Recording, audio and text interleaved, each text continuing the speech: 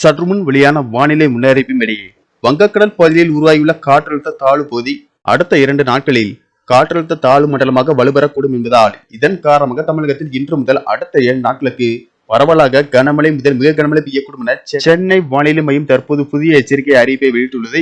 இதில் குறிப்பாக எந்தெந்த தேதிகளில் எந்தெந்த மாவட்டங்களில் கனமழை பெய்யக்கூடும் என்பதை பற்றியும் மேலும் சில கூடுதல் தகவல் நம்ம வீடியோல பார்க்க போறோம். வீடியோ ஸ்கிப் பண்ணாம பாருங்க. வீடியோக்குள்ள போறதுக்கு முன்னாடி இந்த வீடியோக்கு ஒரு லைக் பட்டனை பிரஸ் பண்ணிக்கோங்க.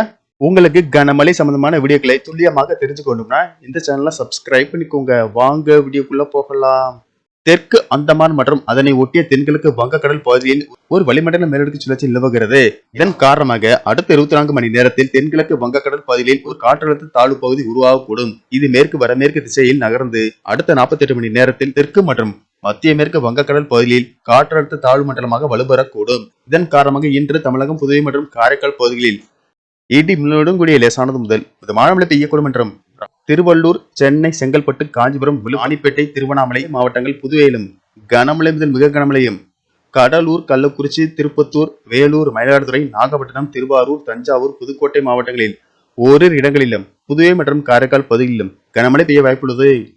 23ஆம் தேதி திருவள்ளூர், சென்னை, செங்கல்பட்டு, காஞ்சிபுரம், ராணிப்பேட்டை, வேலூர் மாவட்டங்களில் ஓரிரு இடங்களில் கனமழை முதல் மிக கனமழையும், கிருஷ்ணகிரி, தருமபுரி, விழுப்புரம், திருவண்ணாமலை, திருப்பத்தூர் மாவட்டங்களில் கனமழை பெய்ய வாய்ப்புள்ளது.